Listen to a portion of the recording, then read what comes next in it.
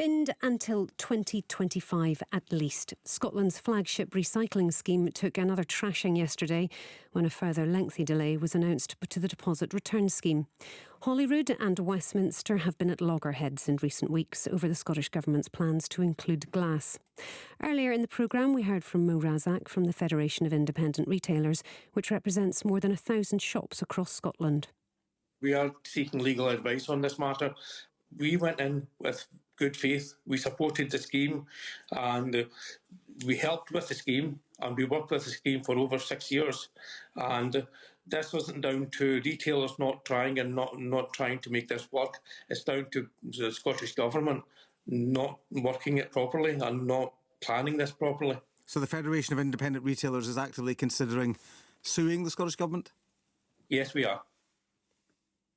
Well, the Minister in charge of delivering the scheme is Lorna Slater. Good morning to you. Good morning. What do you make of what you heard there from the Federation of Independent Retailers, that they're actively considering legal action against your government? The First Minister and I yesterday met with over 100 representatives from business, including Mo as a representative of small retailers.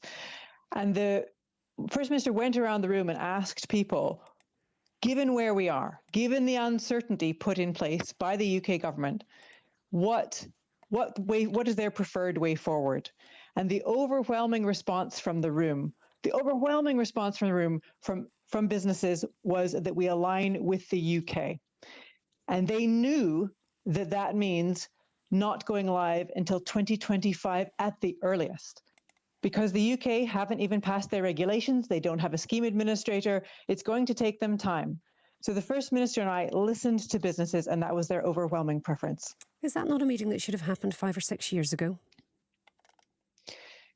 As Mo said there in that clip, businesses have been working with the Scottish Government on this for 6 or 7 years. And indeed, Rishi Sunak, Alistair Jack, even Douglas Ross stood in 2019 on a manifesto to put in place a deposit return scheme that included glass.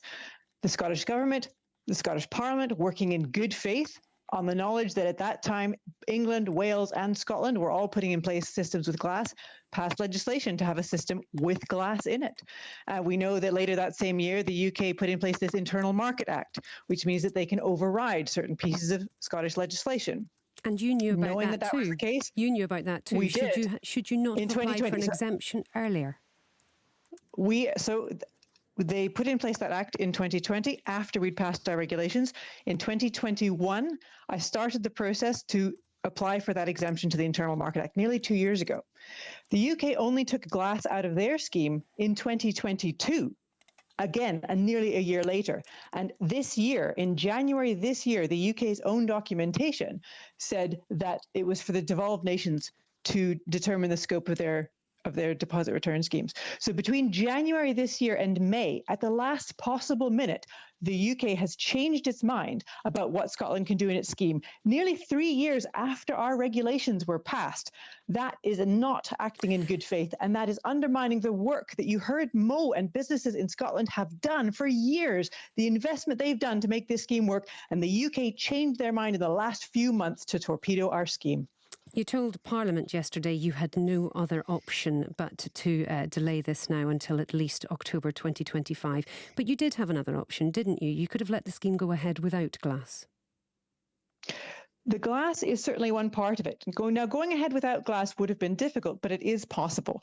There are a few schemes in the world that run without glass. It's not really normal to exclude glass. I mean, glass bottles not being included in a deposit return scheme is nonsense. Let's be clear, lots of schemes start without glass. There was only one part of the problem. That was only one part of the problem. The other part of the problem is that the UK put upon us conditions that we must match up with their system. Now, they didn't say we would co-develop it. They didn't say we'll learn from the Scottish experience. What they said is they would impose their scheme on us. Now, the trick there is that they haven't passed their scheme. So, for example, our scheme and our regulations, we say that the deposit is going to be 20 pence. The UK haven't even passed their scheme. What if they say the deposit's going to be 10 pence or 30 pence? How are we supposed to get a scheme going in March when maybe in November the UK would lay regulations that would make major changes to our scheme? That's simply not possible. That puts us in an impossible position of asking Scottish businesses to comply with regulations that don't even exist yet. We can't do that. Have you spoken to anyone at DEFRA about the sort of scheme that they're looking at? Have you had any information about that scheme? We have no details at all about that scheme. We know that they completed their consultation earlier this year in January, but beyond what they consulted on, we have no idea what that would look like going forward. I have written to my counterparts in DEFRA on Tuesday this week to ask urgently for a meeting on the clarity about what that scheme is going to look like. Because if we are to ask Scottish businesses to align with the UK scheme in 2025, we still need to know what that looks like. We still need to know how we're going to work together on that. Okay. Now, in Scotland, we've spent years working with businesses, developing our scheme, making the adjustments we need to make it work. DEFRA haven't even started that work yet. So what happens to Circularity Scotland now? It's the business set up to operate this scheme. It's got 2 years where presumably it doesn't do anything while it waits to see whether this scheme will go ahead? Well, that's one of the most frustrating elements here. And Circularity Scotland, of course, are big advocates of the scheme. And Circularity Scotland, who had attracted millions of pounds of private investment toward this scheme, they've got employees going, they've got IT systems ready to go. They were ready to go for an August 16th this year launch. That was them all set, ready to go. We had an operational scheme in Scotland. So they've been funded by industry. The overwhelming message from industry yesterday was that they want to align with the UK scheme, even knowing that that's unlikely to come into place until after October 2025. So will there be job losses at Circularity Scotland? To support. Well, Circularity Scotland is an industry body, and industry wanted, that was the ask, that we align with the UK. So now industry have to decide how they are going to support Circularity Scotland forward. So that is for a conversation between Circularity Scotland and its membership. So the Scottish Government isn't responsible for what happens next at Circularity Scotland. The Scottish Government could be responsible, though, for paying compensation to retailers. We mentioned Mo Razak and the Federation of Independent Retailers. He says that they moved forward in good faith because the Scottish Government said they needed to spend the money to invest in this scheme in order to do business. They'd now like compensation for that. Will the Scottish Government give them compensation because it's going to cost them money over the next 2 years? Mo and the businesses that he represents did indeed and have indeed made significant investment and supported us all the way through this in good faith, as Mo has said. The scheme will go ahead. The input from business is that they wanted to go ahead in alignment with the UK, even knowing that means a delay to the scheme. So we're listening to business and we're working towards that 2025 launch now. But they're looking for compensation now. Mo says they've spent, he's looking at his business, but many of them are in a similar situation.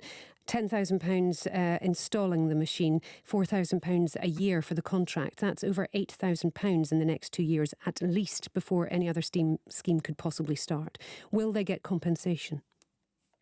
I mean, you can hear how much investment Scottish businesses have put in that and multiply that by the number of businesses that have done this. Yes, and they did that based on regulations that the Scottish Parliament passed, acting in good faith that they were doing the right thing for the environment. And the UK government has now come in and made this scheme impossible to deliver on the original timescale. So we have committed to doing what industry asks us to do, which is to align with the UK scheme, even though we don't know what that looks like yet, and at the earliest possible date that we can do that. So I thank the businesses for their investment. We are doing our absolute best to make sure that we can make good on that investment as soon as possible. If you don't think, do you think this will happen in October 2025? I'll be honest, I'm very, very sceptical. When do you From when we passed our regulations in the Scottish Parliament in 2020 to our launch date this year, which was intended to be August 16th before the UK started messing around with the Internal Market Act, that's 3 years. The UK haven't even passed their regulations yet, so that we're in mid 2023 now. That would leave them about 18 months between when they pass the regulations and when they say they'll go live. I think that's unrealistic. I'll be honest. I think I'm very skeptical of that timeline. Couldn't all of this have been avoided if you'd worked more closely with the UK government from the very start of this and listened earlier to businesses who were warning you that glass was always going to be problematic? Glass is really important to include in deposit return schemes. It's normal to include it in schemes. It's one of those common sense things. A bottle return scheme that doesn't include glass. If this situation could have been avoided if you'd worked with people earlier. We have been working with people all along. You heard Mo himself say that he's been working with us on this for 6 or 7 years, and that's true of many Scottish businesses. As I said, in 2019, the UK government, current government, stood on a manifesto promise to install a deposit return scheme with glass for the UK.